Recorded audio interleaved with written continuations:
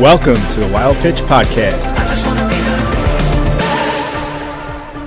All right, we're back again. Another episode of the Wild Pitch Podcast. Today will be a little bit of a skeleton crew. It's just myself and Chris Rojas talking to otherwise known as the talent. Well, that's what I was going to get at. So my cousin, who's an avid listener, I think we have about 6 avid listeners, maybe 12 total listeners so far. We're killing it. He said that you and I are the funniest. So, you know, and I think we do have a really special guest who brings a lot to the table as well. But, yes, he does. You know, I find it interesting as we've done this podcast that we talk to our friends that were just like us. We play baseball.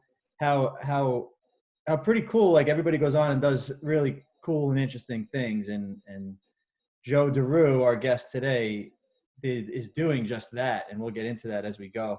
But Chris, I want you have even more experience than I have with Joe. I want you to talk about him as a baseball player, since this is sort of a baseball podcast. Right.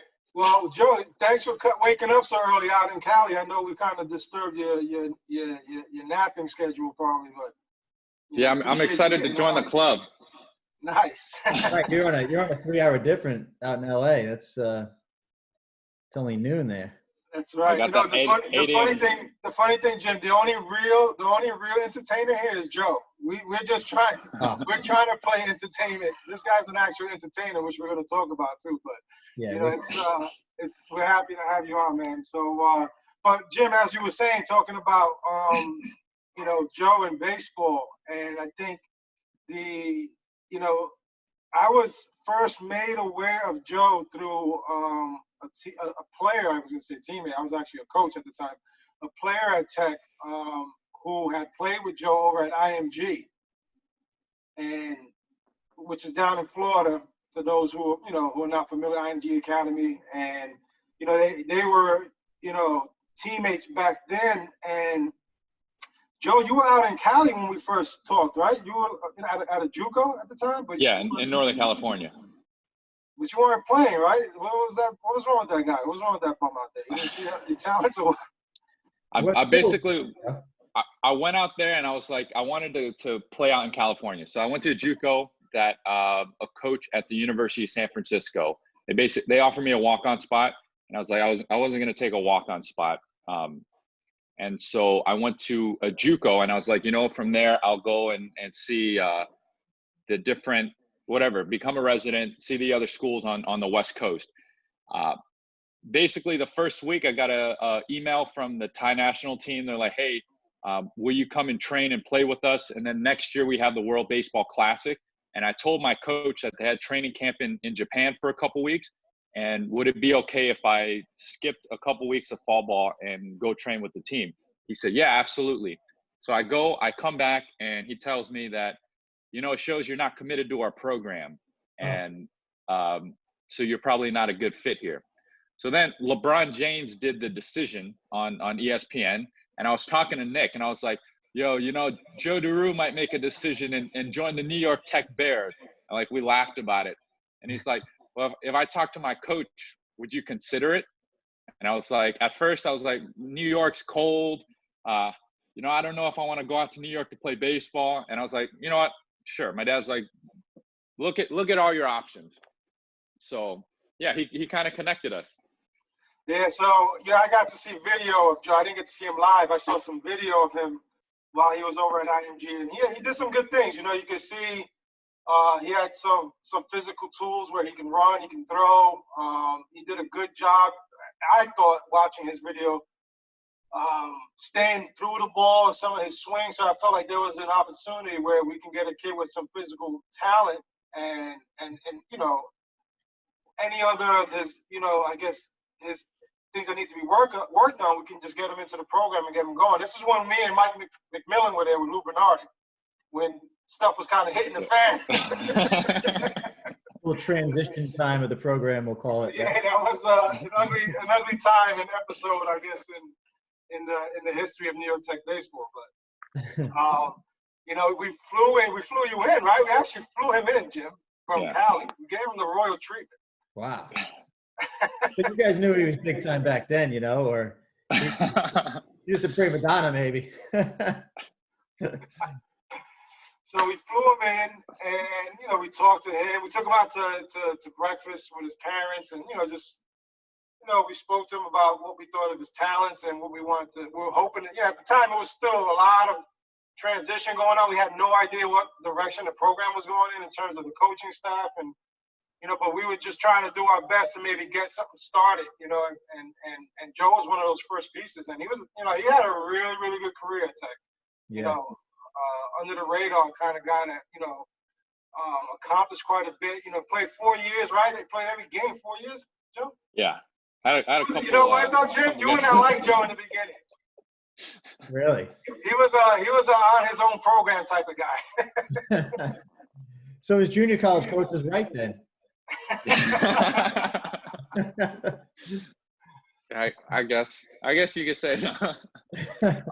No, Joe, do you remember those early days when I would rip on you for wanting to do your own thing? Yeah, I do. I will say that I definitely learned to relax and go with the flow a lot more over time. It was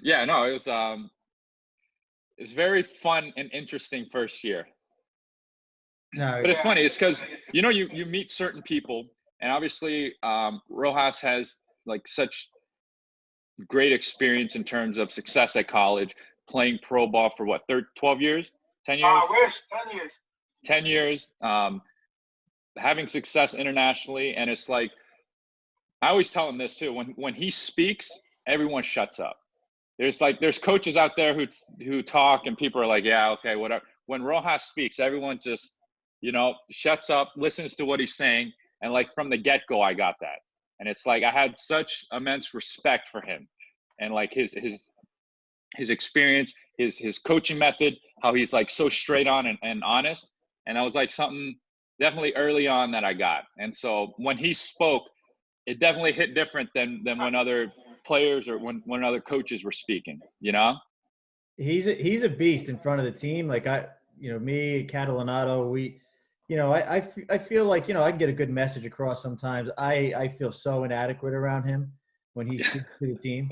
But yesterday we put a camera on him. He was frozen. Man. Oh, my God. It was brutal.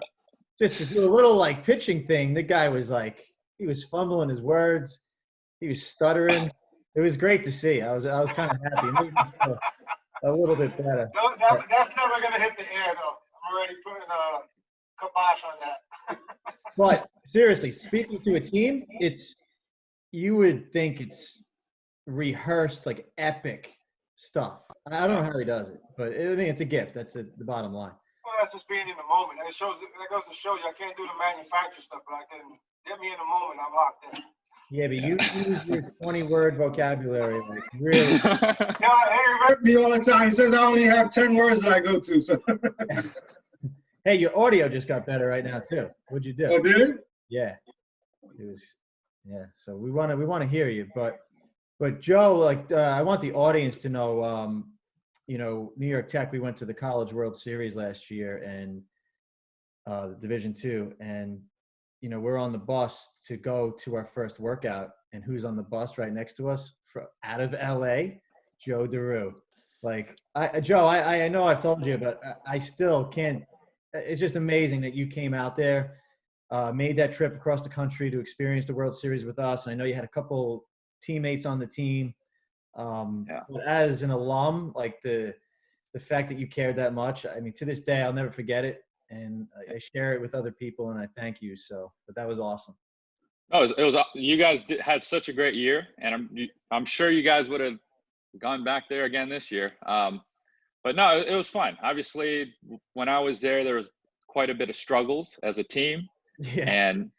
And it's cool that they brought back, they had a coaching staff that all had connections to Tech. Right. I mean, it's for you guys that played at Tech. Yep.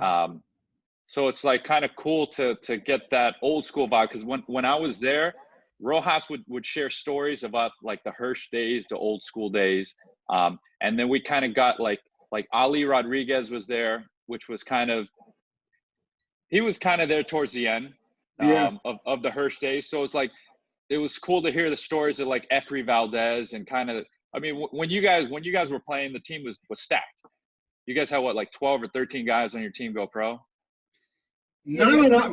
Shortly before us, they had a big run. Our team probably had too, Chris. After us, after us, yeah. Had a really I think, well, in my 4-year window, I think there was I would say close to 8 guys I wound up playing professional baseball in my 4-year window.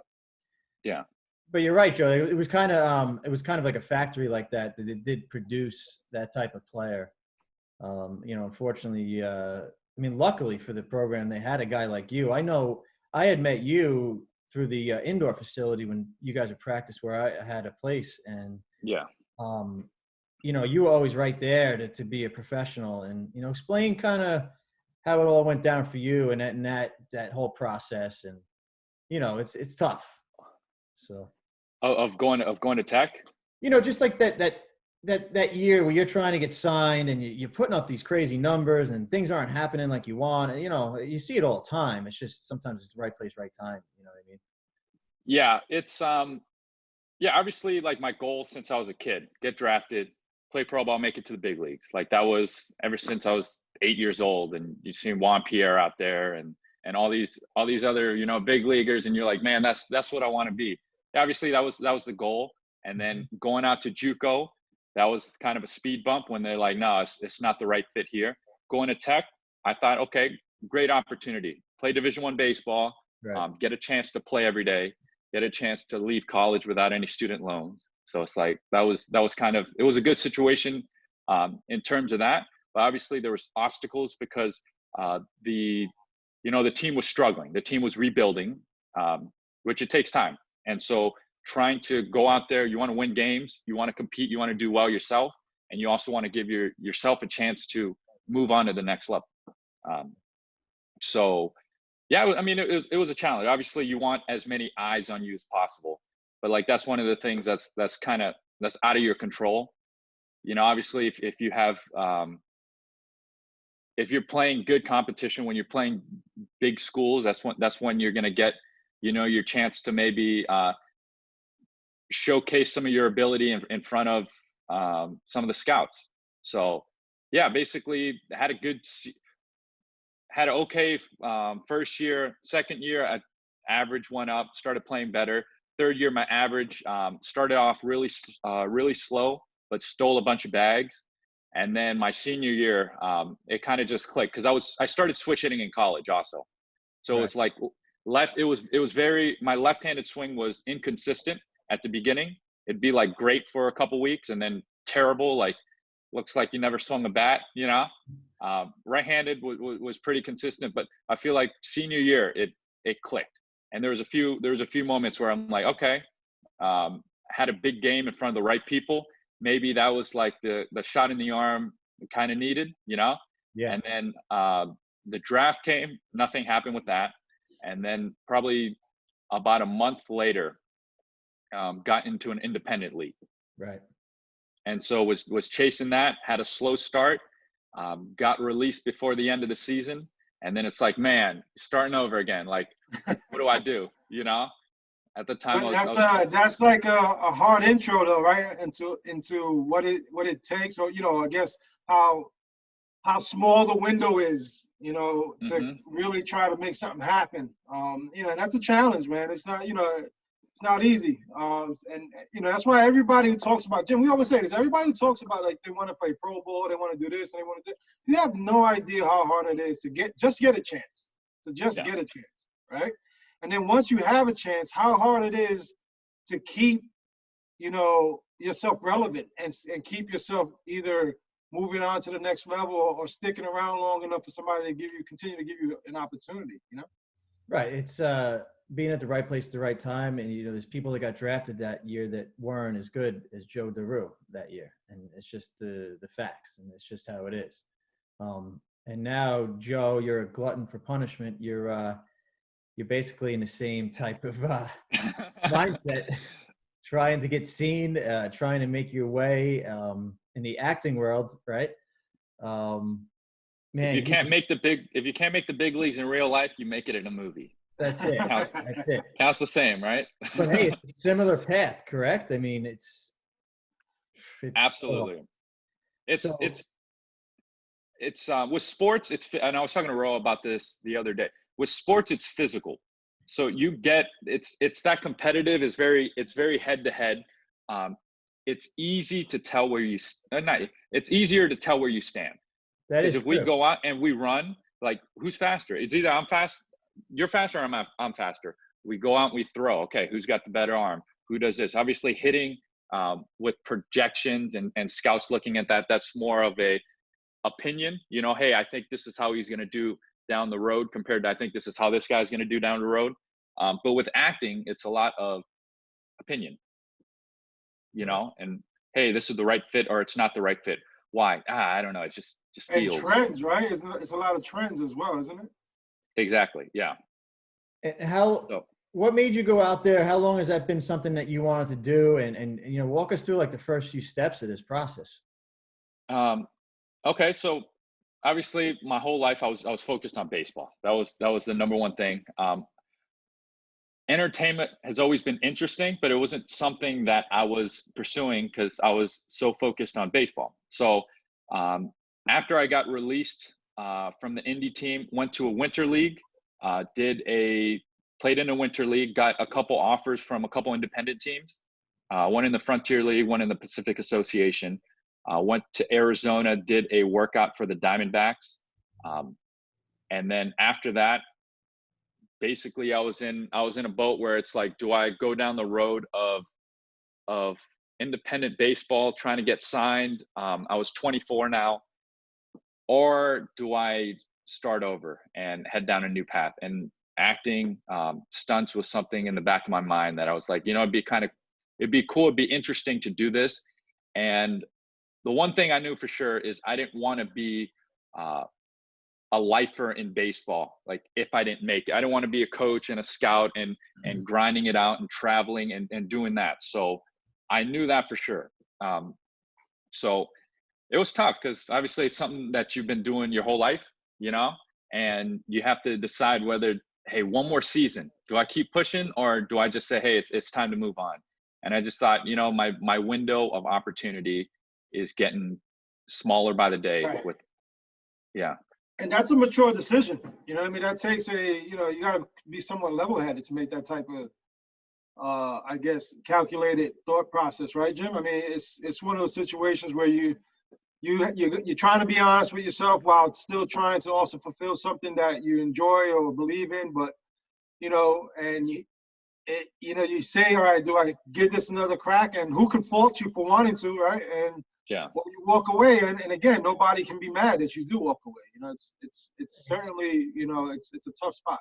It's totally mature too, because you got the experience already. You played a little independent ball, and he's smart enough to understand that as a position player, to go down that road in those leagues is just a dead end. I think it's I always tell everybody you got to stop, but it's hard to do. If it came down to talent and only talent alone, I might have made a different decision, but I know there's a lot that goes into it, and it's somebody has to give you a shot, and it's like, do you just, it's tough to just keep going through. I don't want to say going through the motions, I think you're right. Like, I said, look, I think, for instance, even looking at my career, I got lucky that somebody thought highly enough of me to give me a chance. And then that same person not only gave me a chance once, gave me a chance twice, because they signed me with one organization, whom I started out with, which was the Pirates. He leaves, I get released by the Pirates. He gives me another chance with another organization. That led to, 10 years total, and having, I would say, a potential opportunity to maybe, get to the big leagues. But the bottom line is, like you said, somebody needs to kind of give you that, that door to kind of walk through sometimes, And that's, that is out of your control. The only thing you can do is, control your own actions, your own efforts, your own, development. But, to actually get there is not easy. It is not easy. That guy missed on you twice. It's funny. I look at it the other way, because I think about all the guys that were signed in our area around our time, Jim, right? And how many one and done or two and done guys there were. So I think I look at it this way. All the scouts around here missed, because if I was able to play 10 years, you clearly were not good enough to evaluate my talent. Well, without joking aside, yes, you know. That was Bill. What's his name? Brick, Last name? Billy Brick, yeah. That's my my godfather. Yeah.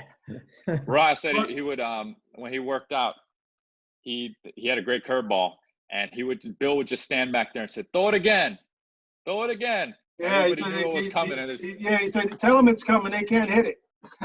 You gotta have that tool. That's the thing. Yeah, that's it. That is it. You had it, But- you know. But I mean, and in all fairness, though, you had a great college career. I mean, you know, for instance, when you think about being in the top 4 in all-time stolen bases attack, right? Yeah. And you weren't too far from the top. I mean, I know you think they put the brakes on you a little bit, right? It kind of didn't they take the green light away from you? It was subjective the last year. We'll leave it at that. Sounds like you don't want to go down that path. So. But also then being top 8 in doubles, so you had a good successful career at the collegiate level, at the Division I level. So you clearly have some talents. Hey, sometimes the brakes ain't there. They just ain't there. So. Yeah. But so now you get into the Hollywood. What did you do? You walked into Warner Brothers studio and said, "Hey, I want a job." Like, how did you do that? What did you do?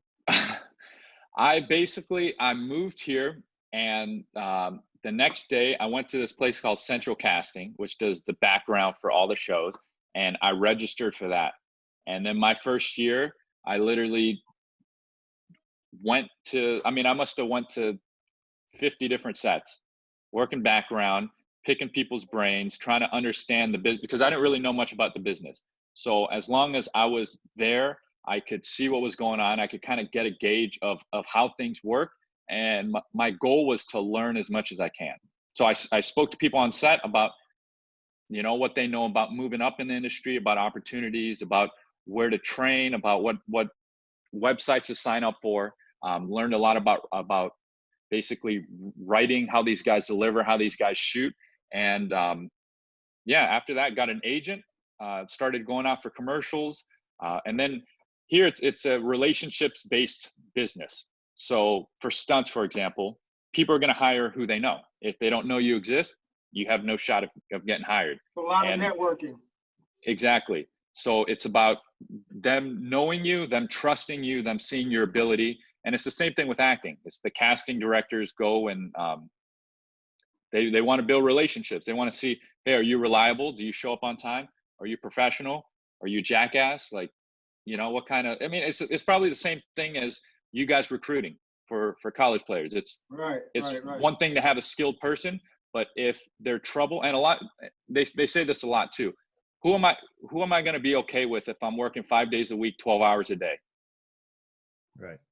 Because then again, a lot of this is subjective and hey, I think this is the right fit. And a lot of these parts are interchangeable, unless you're talking about like very specific top level positions. A lot of these mid-level, it's very anybody can do it, in other words. Exactly. Yeah.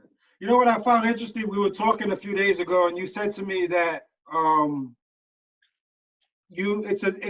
what's challenging is being available, right? Because here you are, you live in Cali. We know it's not cheap to live there, right? No. So you have to work, make a living. If you haven't made it yet in showbiz, you have to work, make a living so that you can support yourself, right? Obviously, that requires a certain allotment of time. Yep. But you have to have the flexibility that if you get a call to go to a casting or go meet with somebody about a potential opportunity, you have to be there on the drop of a dime, right? So absolutely, it's got to be a crazy juggle, no? Yeah, because you need money to put food on the table. You need money to put a roof over your head, Yeah. And it's one of those things where it's like sometimes you got a call from your agent, and they're like, "Hey, in 3 hours, can you make it to this casting?" And in this business, it's like one opportunity could be the opportunity, So that's kind of the challenge is juggling between work and making money, going to auditions, and also training I mean, it's a juggle, because you want to set yourself up for now, but you also want to build for the future. Right. So Sure. And then you have the other component of, outside of not just that one opportunity being the opportunity, it's if you don't show up or take on the opportunity, well, guess what? We're never going to offer you another one. exactly. Right? You know, so Jim, you know what I find interesting is that parallel, right? When we talk to kids, and we've said this a few times with other guests also about, you know, when you say you want to play somewhere, or, you know, or if you're in a travel setting and you don't show up to an event because you already got your scholarship, and, you know, you kind of, it's not convenient for you any longer, and you take on that type of mentality. Yeah. Well, that kind of works contrary to what, you know, it's really, really required to be prepared and successful, right? I mean, No, absolutely. You're 100% right on that. It's it says a lot about you. Showing up on time, being a professional. I mean, it's the same, honestly, it's the same things dealing with recruiting kids and players. You don't want the extra baggage. They don't want to deal with prima donnas, you know. You want to deal with people who go in, handle their business, and know how to work like a professional. right. Now, so what's the first thing you've done that you got paid for? So, I mean, like background, you get paid for background. But like in terms of real jobs, I mean, early on, I did Copperfit Pro commercial. Did one of those. That was pretty fun because there's a baseball scene. Yeah, Jimmy came in on a slow roller.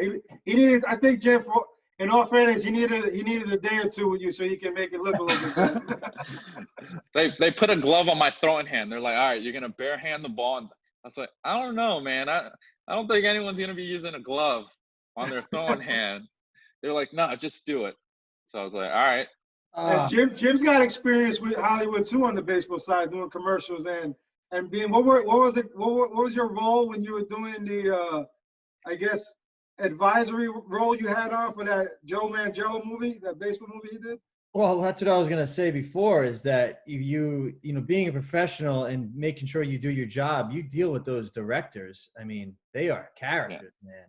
They are specific. They are rough. I mean, the guy we worked with on that set for the, what was that movie called that we did?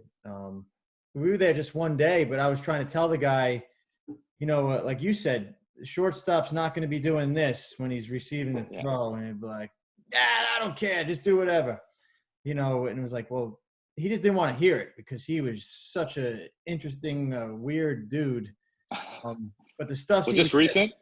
Yeah, this was about, well, maybe 2 years ago now. Bottom of the Ninth, Jim. That's the name of the movie. Bottom of the Ninth, yeah. I saw that with the guy who became went to jail and then came back. Yeah. You know, as a baseball player, you watch all these baseball movies like Summer Catch, and you're like, there was actually somebody on that set that said that this is how things get done on a baseball field, like the consultant, you know. Yeah. But they do not want to hear it. They didn't care, which is a shame. But they are strange people to work for because they're artists, you know. They're very particular. So that's why when you know the game, you pick. Things turn you off like this. That's why when you see a movie like The Rookie, where the baseball looks legit and everything looks, you know, like a normal, how you would expect it to look in a big league game or with tryouts. And then you see some movies where somebody goes like this and the ball's coming out CGI at 95 miles an hour. Yeah. It turns you off if you're a baseball guy. Right. But it's amazing. You have people there that know what they're doing and you didn't want to hear it. So it ruins the whole thing. But I mean, I've seen you do those. I think we spoke in the World Series about how you do those little YouTube things, those short skits, right? And I mean, I love when you share them on Facebook and even to the baseball group. They're really funny. Is that something that you do every day? You try to think of new things just to maybe go viral and get your name out there type thing? Is that how it works? Or? So, yeah, I mean, I'm right. Like yesterday, I was writing until 3 a.m. It's just when ideas spark, you're like, okay, that's a good idea. How do I make it work? Because like obviously when you write feature films, so like a full movie, or you write a short film or like a TV episode, like a pilot, those are what can get get you paid. You know, people sell those scripts. But for when I'm making like 2, 3, 4 minutes long, it's something that I can produce myself. So I can go out. I have a buddy who I shoot all my videos with. We can go out and turn this out, shoot in a day, edit for a couple days, and have it out. So it's realistic for us to put together ourselves. Where if we were going to make a full movie, that's a whole nother, you know, beast that you have to deal with. So you had one of those skits go viral on, right? It was on Jimmy Kimmel. Well, I was actually on Jimmy Kimmel. That was like on the show. You were on set. Yeah, I went to Jimmy Kimmel Live. I did all that stuff in front of a green screen, and then that night they aired it during their episode. So how did you land that? How did that come about? I was shooting one of my videos in the morning at a friend's house. Like it was like a 2-3 minute sketch, and then I looked at my phone. It was early. It was like 7 a.m. and I saw casting, because I get these email castings, and it's like, we're looking for an Asian to portray Andrew Yang between so they typecasted you. 5'6" and 5'10", willing to portray nude, who can do a backflip. And I was like, all right, I'll submit. I submit, put my phone down. I'm shooting my thing. I'm sweating. I'm like trying to deal with a bazillion different things going on. And then I go and I check my phone, and it's like, you've got 5 missed calls. You've got 10 messages. You've got 6 voicemails. So I'm like, okay. And I listen. It's like, hey, this is blank and blank from Jimmy Kimmel Live. I was like, oh God. Like, cause usually if you don't answer, 5 minutes later, you call back and they're like, yeah, we already filled it. Right. So it's like, oh shit. So I call them back. They're like, great, can you come in at 2 today? I was like, yep, perfect. Ended up finishing my shoot, driving over there. That was one of the more cool jobs I've done. That's awesome. Yeah. So what about the quarantine one where you went to the girl's house? That is funny, dude. Is she available? That's what I want to know. That's the couch right there. She's actually my friend that I shoot with. It's his bandmate's ex-wife. Oh, that's pretty good. Former playmate. She's available, Jim. Yeah. There you have it. Now all you need is her handle, her IG handle. That's it. Just don't steal her food. You're good. That was great. I didn't know where that was going, and so that was when they cut to that scene. It was pretty funny. Yeah, it's fun to put these together, and it's fun.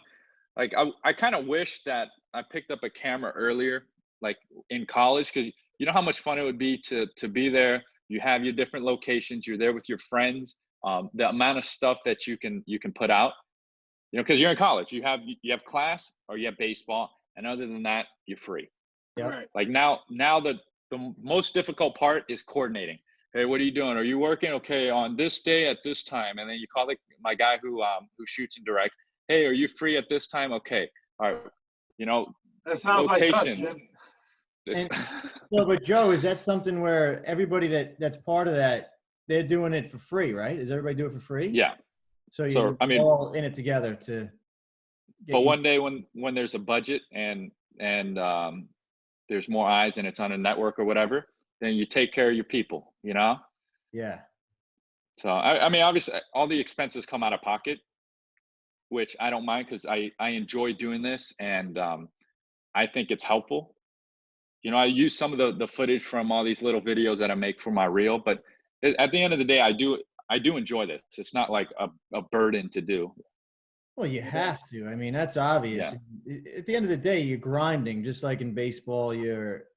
That's what people don't get. Anything in life, you're up till 3 a.m. You're writing, thinking. It's you live, crap, and breathe it, right? I mean, it's you know, I think your baseball background obviously lends to that, and it's why it's a little easier for you to know what it takes. I know you mentioned you worked with Tom Cruise, right? Yeah. Were you saying how it's pretty amazing how he only wanted good people around him? And so, you know, tell him that story.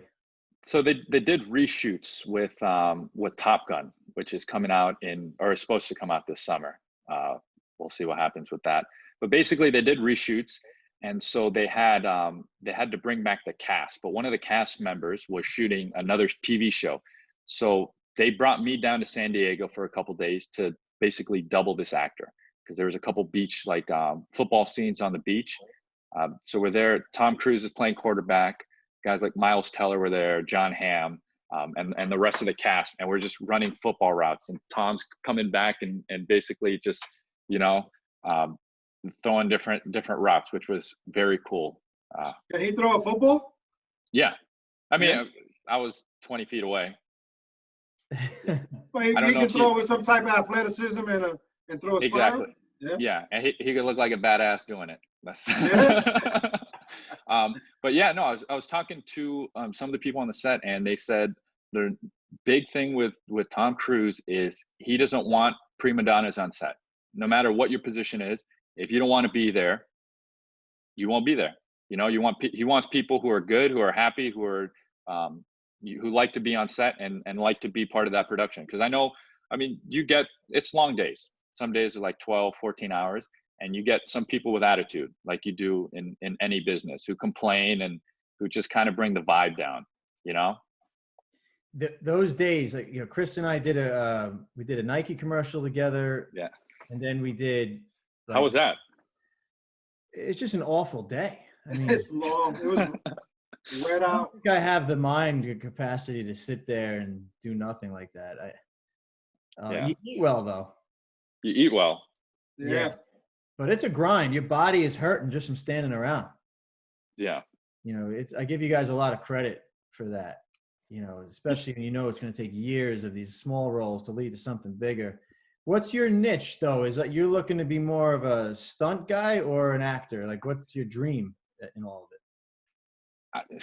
You know, I don't really, there's not one particular thing. I enjoy the creative process. I enjoy creating, writing, putting something from paper, bringing it to life. Like acting is fun. I enjoy that. Stunts is fun. I don't want to be a full-time career stuntman where that's all you do. Right. You know, if I could do something like stunt action, like what Tom Cruise does, or like The Bourne Identity, like something along those lines where you're doing both, I think that would be the ideal situation. Now, do you train for that? You go to classes and learn how to fall, learn all, you know, how to not get hurt doing this stuff? Yes. So I mean, when you're doing falls, you pad up as much as you can, you know, but I mean, there are ways. Number one, you want to protect your head, you know, so right. However you fall, like keeping your chin tucked, and if you break a bone, you're obviously out for a little while. So it's like you want to land on flesh, and you want to, you know, I mean, there's just different techniques that look good on camera, and it's all fake. Like when you're punching someone, you're not actually hitting them. So it's being able to understand like the camera angles and what looks good with what camera angle to make it look realistic. Right. What other commercial did you and Ro do? That was just it. That was that Nike one. That was it. Yeah, the Nike one was with Robinson Cano, and they ended up not using any of it. I mean, what a production, right? I mean, truck after truck and all the people, and they never used it because he got signed by Seattle. It was done with Yankees. It was Yankees versus Red Sox. Yeah. And it was an all-day thing. And he came in for literally, 5 minutes? And took a couple swings. Yeah, he was probably there an hour or two at the end. But, you know, everybody wants the thing to go to overtime, obviously. Yeah. We all made $800-900 that day. Like the money they pay out for you to sit around and it starts. That's crazy. Well, you know what we have done, Joe, is video games. The mocap? Have been, the motion capturing. And they didn't tell me how to fall on that. I put myself out there. I got hurt a bunch on that. For what game? RBI baseball. Chris and I are like all the movements in RBI baseball. Yeah. That's awesome.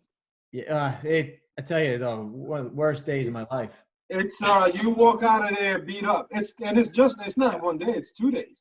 I guess it depends what they need. The first year I did it we did a lot of like the basic movements. They had me crashing into walls and diving and throwing, hundreds of throws and running 100%. I wasn't even ready to do that. I pulled all kinds of muscles, and then. But Chris, when we did the hitting and the pitching, Joe, we had to copy every guy in the big leagues, like the top 2 guys, mentally training, like mentally. They're like, no, you You moved your ankle wrong there. Yeah, I mean, you talk about nitpicking, like, holy cow. It's like, what? I didn't do it like he did. It was torture. How many, it was one day, long day? No, like we had 2. 2 days, yeah, because they would break it up with hitters and pitchers. Yeah, we've done it parts of 3 years, basically. Like every wow. year we'll go in for 2 days. Yeah.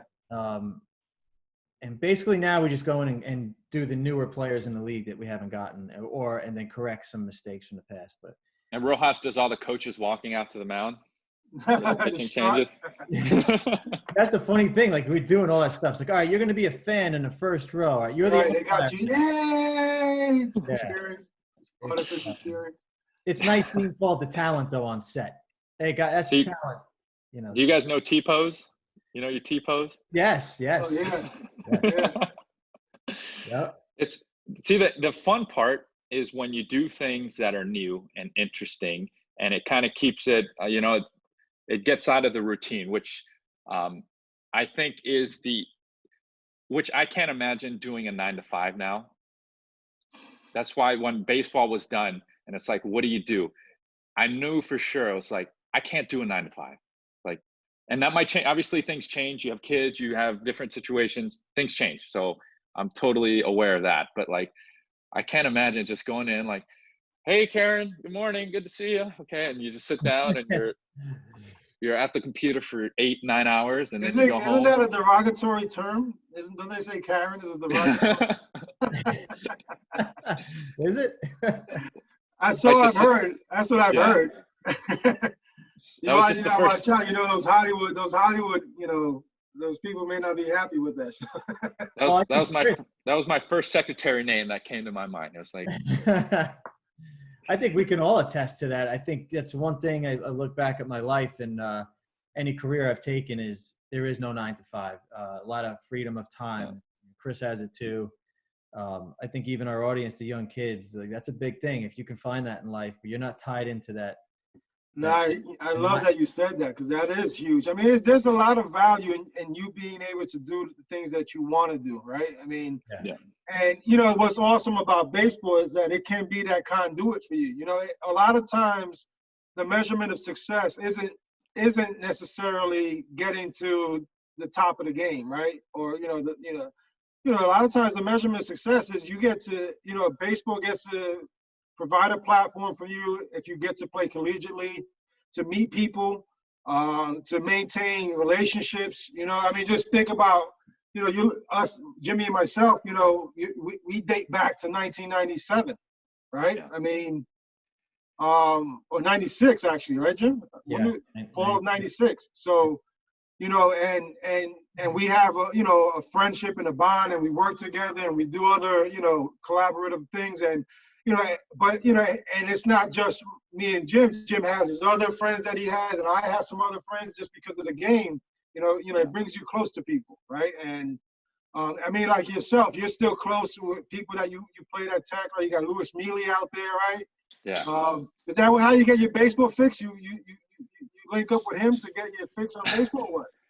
Yeah, so he's coaching down the street, literally like 5 minutes, 10 minutes away from my house. He's coaching there, and then we do like a couple little league teams that we coach their Sunday practices, and then I do a few lessons. That's fun. No, it's fun to. It's fun to go out there. It's interesting to see different parents because I'm like in that in between stage where it's like I know what it's like to be a player as a kid and like playing baseball. I'm coaching now, so I see that aspect, but I don't have kids. So it's like I'm in the middle between the parents and the kids. And it's like some of the communication tactics are interesting. That's your biggest takeaway? Where it's like you see, it's weird. You see how some people, and obviously you guys played baseball, so not to just talk to be heard. Like when you're giving baseball instructions to your kids, it's from experience. You know what works. You're not saying, hey, elbow up, look, do this, like just a bunch of crazy things that you've heard. You guys have experienced it yourself. So I think that's the interesting thing is listening to the parents. Just some of these parents just say like talk out of their butt, Yeah, it's That'll never go away though. That's just, I think that's par for the course. So, but there's many parents out there there's some parents out there who do get it and they know, hey, now's not the time. Very few of those though, unfortunately. Joe, how much do you have to, everything you put in your body now, just like with baseball, you have to be in tip-top shape. You got to go to the gym every day, I assume, right? You got to really take care of yourself in your role. Yes, and I'm gonna say yes and no to that. It's different. Obviously, when you're training for baseball, it's like you want to be strong, you want to hit the ball 500 feet, and you want to throw gas and run. Like that's, you want to basically, or more importantly, you want to feel good. So you're not really worried. Like honestly, if you're ripped, you're probably more likely to hurt your obliques. So it's like you want to just feel good. Here, it's easier because diet wise, I'm not force feeding. It's not like I need to be a certain weight. So I'm eating a lot less and my workouts are much different. They're less for power and strength. And it's more to kind of try to look decent. But at the same time, you realize that out here, everyone doesn't need to look like Brad Pitt. It's almost like the quirkier someone looks, the more opportunities they're getting in terms of commercials, in terms of like, hey, this looks like an average, like a funny, relatable dude, like soft body, interesting hair, like whatever the quirkiness comes from. I feel like that plays a lot better than like, hey, this guy is Brad Pitt. Right. So it's interesting you say that because, as a fireman in the city, Steve Buscemi was a fireman before he became, his famous actor. Is that right? Yeah, he was. I had no idea. Yeah. So FDNY. Yeah. Wow. So this is a true story, just told and confirmed, that he was a fireman in Little Italy, 55 engine. So he was kind of dabbling in acting already with the guys, and like the guys knew about his dream to become an actor, and they say Willem Dafoe, right? I think that's his name, comes to meet him at the firehouse, and he's in the kitchen with the guys, and the captain's downstairs, and he goes, "Wait, you're going to acting school too with Steve tonight?" And he's like, "Yeah." He goes, "You two are the ugliest mother effers I've ever seen." And they said it was like, but that's it. That's why they made it. Good actors with that look. Nobody looks like those two guys. No, they are talented though, man. Those guys are great to watch and film. Oh, they're big time, right? But two young guys walking into the firehouse, right? And look what they are now. That's too funny.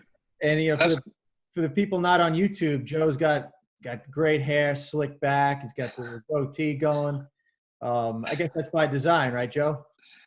Yeah, I can't get a haircut now, and at this point, I'm like, you know what? I might as well grow it out.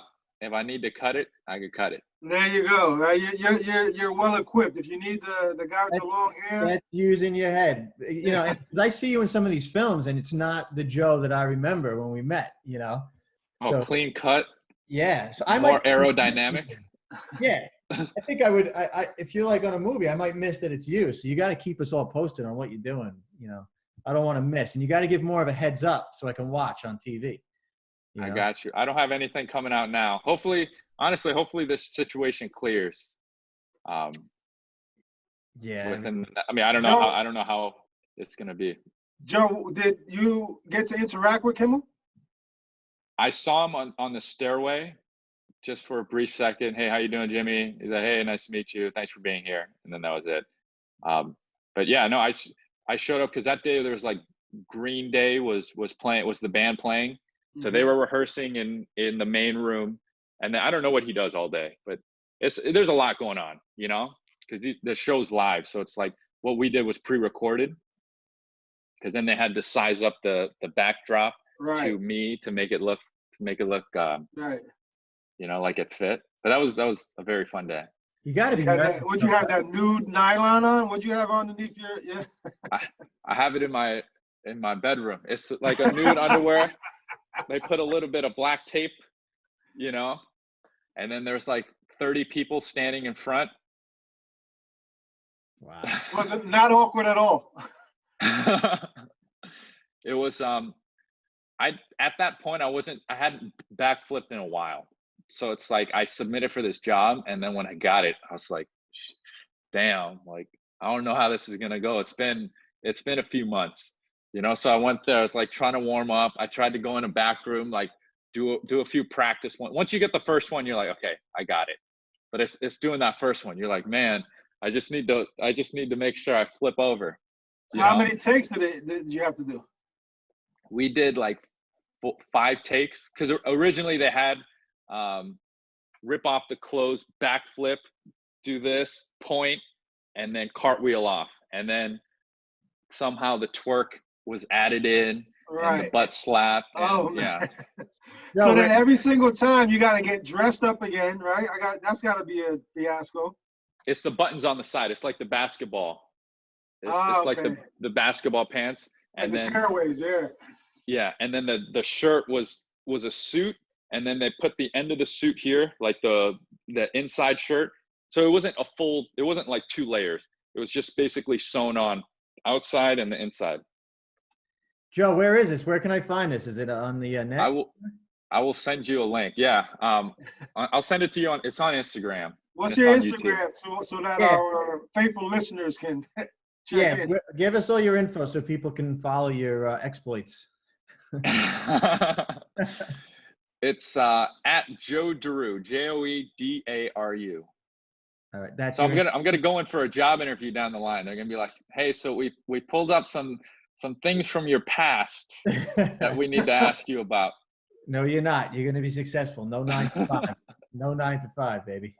You know, Joe, a couple of things that we glossed over that I want to maybe touch up on also.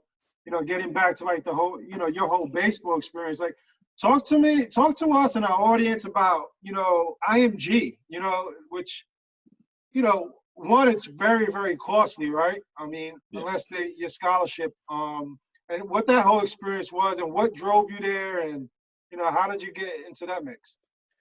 So basically we were, so my dad worked for the State Department. Every couple years we'd move to a new place. At that point we were in Bangkok. So me and my brother were going to international school, Bangkok. And then Jack, my older brother, older by 2 years, wanted to play college baseball. Same with me. And we wanted to play pro ball, make it to the big leagues. But baseball in Thailand it's not developed like it is in the States. It's still developing as a baseball country.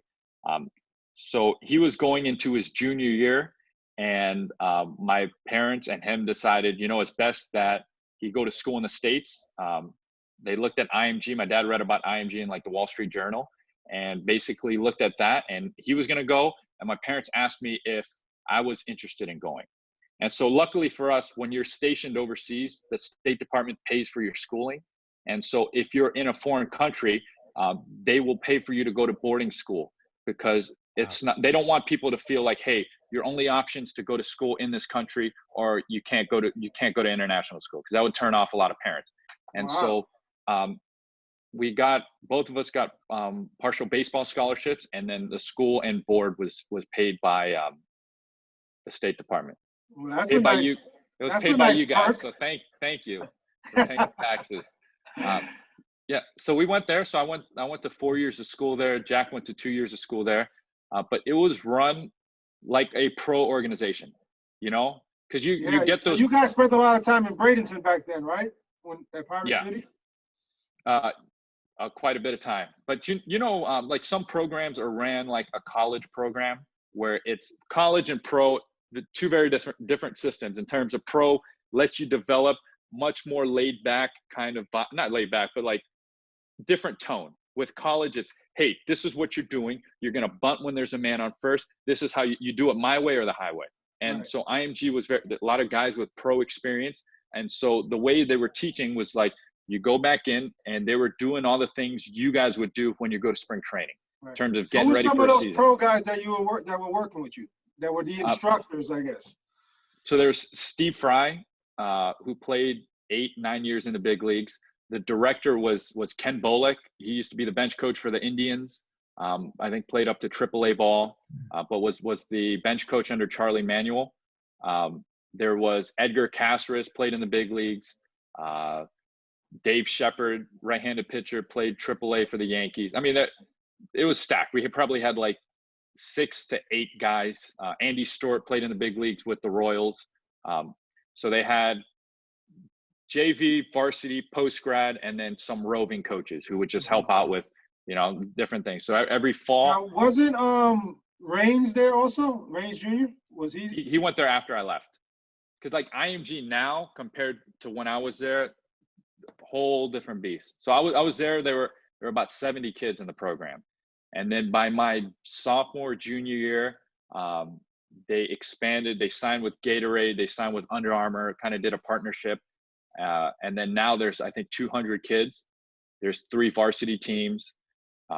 They're doing pretty good.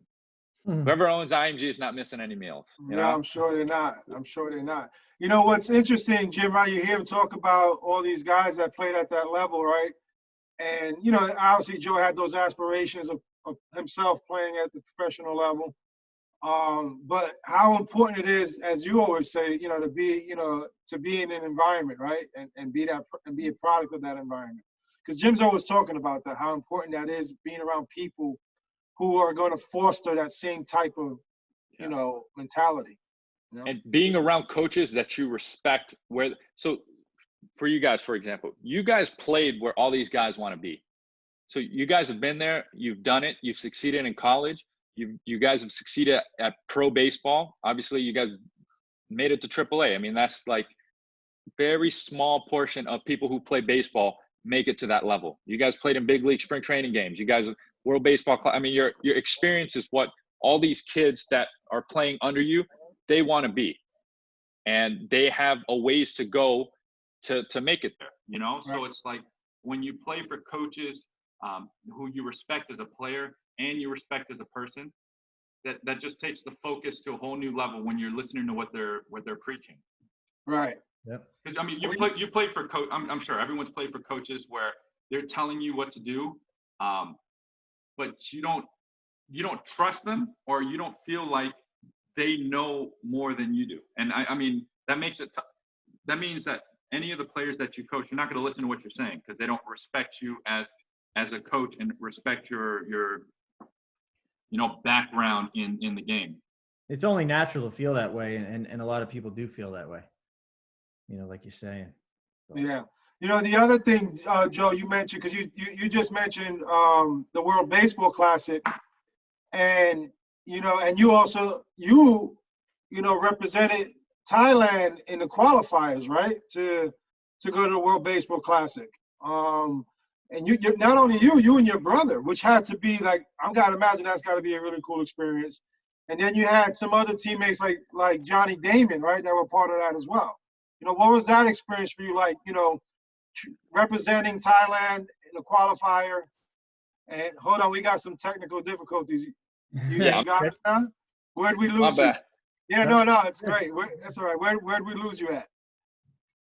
All right, can you hear me now? Yeah. All right. What was the last thing you caught from us? You said World Baseball Classic. All right. So you mentioned World Baseball Classic, and what I was getting to was you've had the experience of representing Thailand in the qualifiers, right, to try to get to the World Baseball Classic, and in doing so, you've played with your brother, which I imagine had to be a pretty cool experience. You played with Johnny Damon, right, who not many people know is he's Thai. Walk us through that. What was that like? Going to Thailand and working out and in that environment, and trying to be on the national showcase level, and what was that for you? One of the coolest baseball experiences that I've had, because you're obviously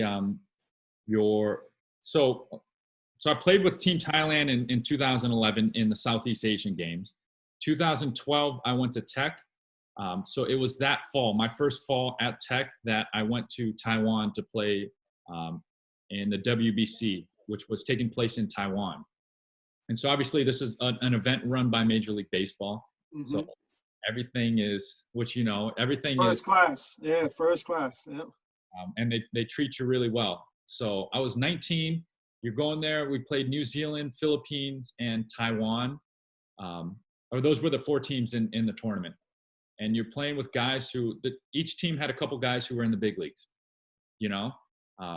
Great experience. I mean, playing with Johnny is one of the nicest guys that I've ever met, you know, just a genuine person. Taught a lot about, okay, so I'll rewind.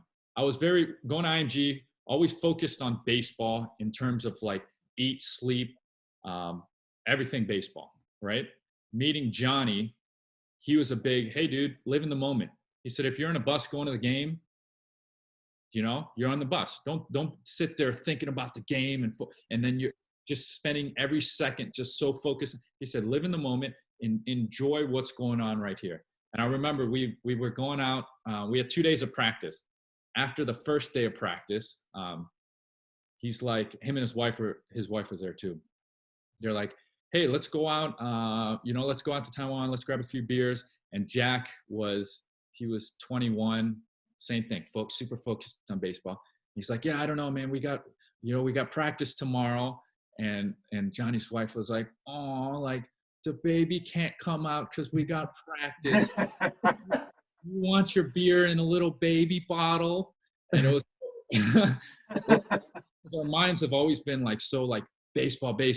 And then you get a guy who's a borderline Hall of Famer, over like 2,700 hits. He's there. He's like, yeah, no, like just come out, chill, enjoy yourself. Right.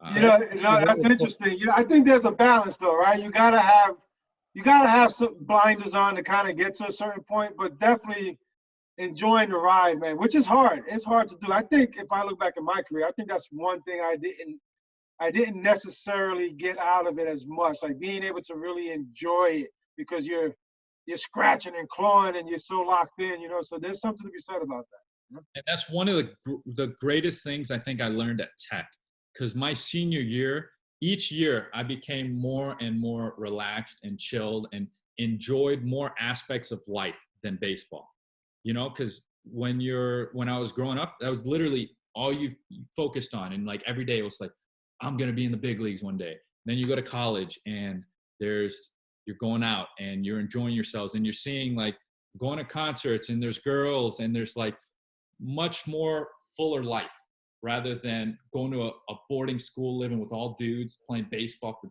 6 hours a day like I did in high school. You know, it's like, okay, you're going out and you're like, we'll go out to New York City, we go out to McKeeb's, and you know, I know you guys know McKeeb's. I don't know what you're talking about.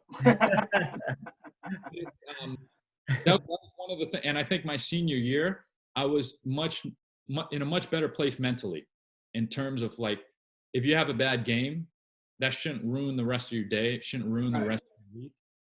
You had a game. You had a game that didn't go as well as you thought it could have. The next game, you go 2 for 4, and then wow, it's a great week. Hey, that's part of growing up, right? Learning all those things. So definitely. Well, look, Joe. Are you a proud Tech alum now that the program's doing what it's doing, or what? I showed up in North Carolina, right? That kind of says it all, right? That was a stupid question. I just want it on the record. I think I wanted it on the record. He just wanted a little pat on the back, Coach Rojas. Oh yeah, you're doing a great job. Yeah. I will say when I went to Tech, I always enjoyed Rojas's stories of the glory days of Tech, you know, and I'm happy that the program is back on that path. Well, you know, Jim's part of that too. It's not just me. No, nothing. Jim has a small part in this. Part of the stories, you know, that you would share. Yeah, no, they were good times. They were definitely good times, you know.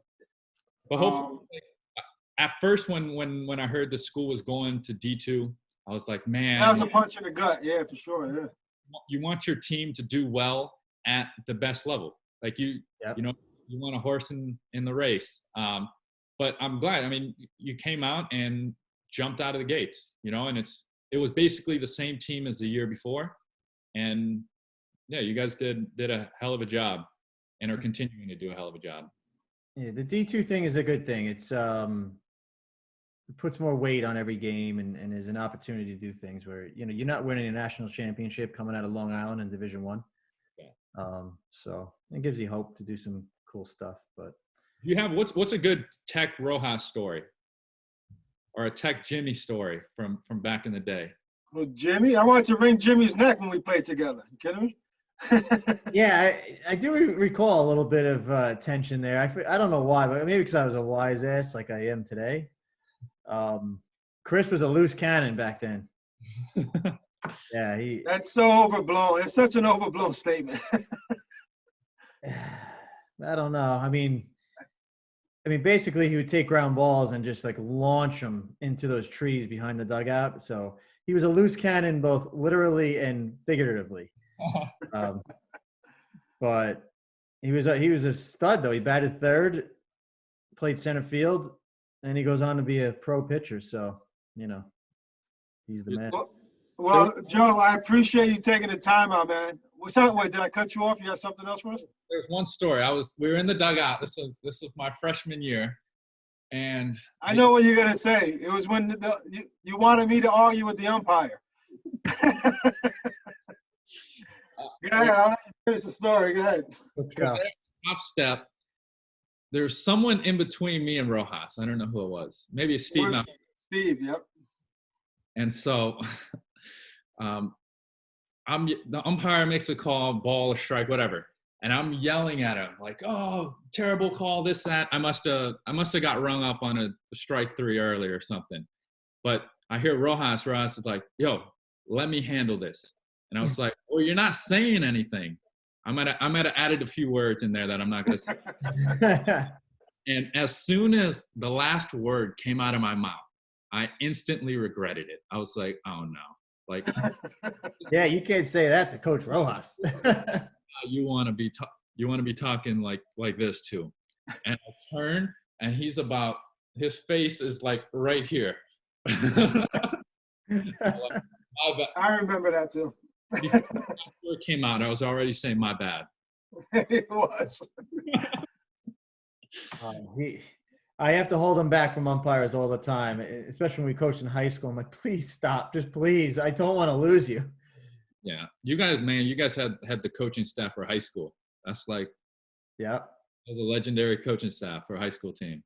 We have fun doing that too. This is better for sure. Yeah, no doubt. Yeah. Well, anyway, hey Joe, really, really appreciate you, coming on, man. And we wish you the best of luck out there, and thank you for continuing supporting the program, and and obviously being good friends and such. And here's the other thing, that you take away from this too, Coach and Jim. You can attest to this, is that you coach guys, and then after time, those guys that you coach become part of you as well. They become your friends as well, because of the connections you make, and the bonds that are created. So, yeah. Thanks a lot, Joe. We really do appreciate you, man. I appreciate you guys bringing me on. And then when you make your schedule, come on, put out some games in LA. When we get that budget increase, I don't think this virus is going to help that, but maybe in a couple of years. Maybe in a couple of years. It's probably not. Hey, let us know once you and Chase Darno link up for that Journeyman series. Yeah, for sure. We'll see what he says, because trying to collaborate on something. That's awesome. Good luck with your career. We'll keep following you, man. I love it. And I'll send you the link. Yes, please. Excellent. All right. Well, hey, that's it for today, folks. And thank you to our guests and to all you listening out there. Until next time.